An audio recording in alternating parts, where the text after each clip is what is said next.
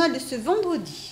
Les maladies de l'esprit, un ciné-débat pour en parler, remise de la médaille militaire à un Landais, les coulisses d'un concert à l'Atrium de Dax, un grand loto sur 20 jours à Souston, mode d'emploi et premier numéro. Bienvenue sur TV Land. Les maladies psychiques telles que la schizophrénie, la dépression, les névroses et autres sont souvent méconnues et mal perçues du public. Lundi, l'UNAFAM, l'association des familles de personnes malades, organisait à Tyrosse un ciné-débat autour du film Les Voix de ma sœur pour faire connaître ces maladies de l'esprit. C'est au cinéma de Tyrosse que l'UNAFAM des Landes a organisé cette soirée, après la projection du film Les Voix de ma sœur, qui dresse le portrait d'Irène, schizophrène, de son quotidien et de celui de sa famille. Des spécialistes de l'accompagnement de personnes en souffrance psychique ont répondu aux nombreuses questions du public. Des échanges et des témoignages pour faire tomber les préjugés et les a priori bien souvent négatifs sur ces maladies. La société parle souvent dans les journaux de schizophrénie, etc.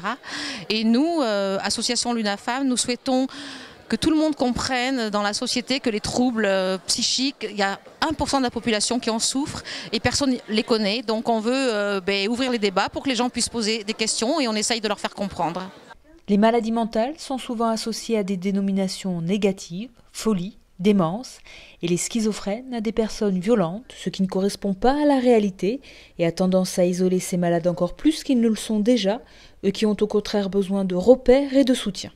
Alors quand on a des troubles psychiques, si on n'est pas entouré, s'il n'y a pas de l'amour, s'il n'y a pas des liens entre la famille, les soignants, la société, des éducateurs, le voisin, la voisine, le frère, la sœur, c'est un groupe ensemble qui fait qu'on peut aider le malade en souffrance psychique. Tout seul, on n'est rien. C'est d'ailleurs le but des GEM, groupes d'entraide mutuelle, qui se multiplient en France afin de rompre l'isolement de ces personnes en souffrance. C'est important pour quelqu'un qui a un trouble psychique de ne pas rester seul chez lui, parce que fatalement, la dépression, les troubles bipolaires ou la schizophrénie fait que la personne a beaucoup de difficultés à sortir de chez elle, à rencontrer d'autres personnes. Donc on leur propose de venir sur ce lieu sur un principe de libre adhésion, c'est-à-dire qu'ils sont libres de venir ou de ne pas venir, il n'y a pas d'injonction de soins. Et c'est le fait de rencontrer d'autres pairs, de s'écouter, de s'entraider, qui font qu'ils sortent progressivement de leurs difficultés, de leur isolement social. Bien entouré, diagnostiqué tôt et avec un traitement adapté, il est possible pour ces malades de mener une vie plus ou moins équilibrée. Grâce au suivi, psychothérapie, infirmier psychiatrique exactement. Là, vous avez une mise en place personnelle et accompagnée de façon à comprendre et mettre en place des moyens pour nous aider à combattre cette maladie. C'est quelque chose de définitif, je ne pourrais rien faire. Donc j'ai passé l'âge de me battre. Je vis avec et j'essaie de la contrôler tant bien que mal, mais j'y arrive. Schizophrénie, boulimie, dépression, névrose, TOC, la liste des maladies mentales est longue et ces pathologies sont trop souvent stigmatisées. À chacun d'entre nous de changer notre regard sur ces personnes afin de mieux vivre ensemble. Il y a un an, le nom de son père était ajouté sur le monument aux morts de Souston. Pierre, dit André Lesgar, s'est vu lui décerner dernièrement, 67 ans après la fin de la Seconde Guerre mondiale, la médaille militaire, une des plus prestigieuses décorations françaises. C'est en petit comité, avec la présence de Sandrine Loga-Camille, représentant le maire de Souston, d'Éric Lafourcade, mais surtout entouré de sa famille, qu'André Lesgar, ancien combattant de la Seconde Guerre mondiale, engagé en 1940, s'est vu remettre des mains de ses petits-enfants la médaille militaire. Pour moi, d'abord, elle est inattendue, parce que j'ai 90 ans, et puis je ne m'attendais pas si tard à recevoir une pareille distinction. Mais nous avons la chance d'avoir autour de nous un monsieur qui s'appelle donc monsieur Lafourcade Éric, qui est un gardien de la mémoire et qui ressuscite toutes ces choses-là. Et puis moi, je suis surpris, et puis ma famille aussi, de recevoir cette chose-là. Mais j'en suis fier et très honoré, bien entendu. C'est une reconnaissance, un remerciement en même temps aussi pour tout ce qu'il a fait. Non, on est fiers. J'ai fait ça aussi parce que je me suis intéressé à lui. j'ai appris tout ce qu'il avait fait. Donc j'ai beaucoup de respect pour lui. Et comme ce dossier était complet et contenait tous les papiers nécessaires à l'attribution de cette médaille, par décret du 8 novembre 2012, le président de la République lui a donc conféré la médaille militaire, mais qu'il aurait dû recevoir depuis bien longtemps. Un oubli désormais réparé qu'André Lesgar va pouvoir partager avec toute sa famille. Une première partie de concert dans une grande salle dacquoise ne s'improvise pas. Notre journaliste a suivi Lune de la Chance dans la préparation de son dernier concert à l'Atrium de Dax. De l'installation des instruments à son entrée sur scène. Tranche de vie d'une artiste.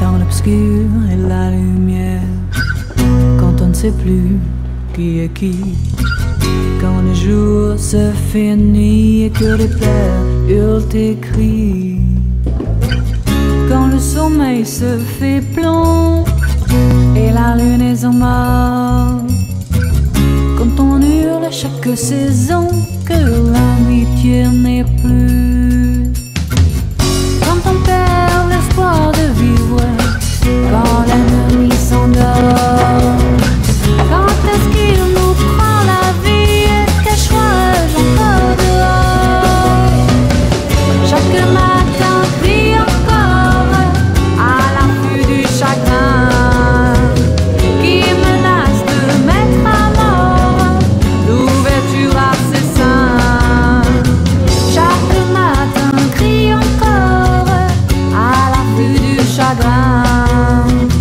qui menace de mettre à mort l'ouverture à ses seins, pour qu'il prie un jour en vain. Il se dit pas très malin, mais grâce à lui venait l'espoir, la main qui sort du noir. Je recule de prendre ma main et l'épaule me retient. Je ne tomberai plus rien. Elle s'endort avec un vieux t-shirt de toit qui porte encore l'odeur qu'avait ta peau. Elle le serre, le chiffonne, le fait glisser sous ses doigts.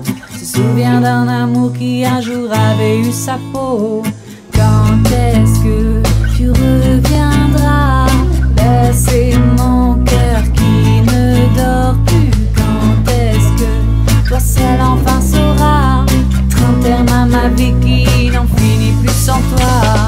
Il a gagné ce round sur le derby, ce round s'affiche son stéréotype. Sa blessure était si profonde, elle lui fait dire au final que ce n'était qu'un pauvre type. Les deux dents qu'elle attache autour des barreaux du lit ne sauront retenir ce bel amour qui s'enfuit. Les éclairs, les orages ont laissé place à la pluie qui efface les traces des souvenirs qui s'oublient. Elle a perdu ce round en quelques secondes dans un double clic. Seul l'écho du dernier ce round remplit désormais l'espace d'un petit charme et ne la quitte. Qu'est-ce que tu fais? Où tu vas? Rentreras-tu? Enfin dis-moi, ses yeux sont... Donc si vous voulez nous retrouver, vous pouvez aller sur le site lunedelaChance.fr. Merci beaucoup.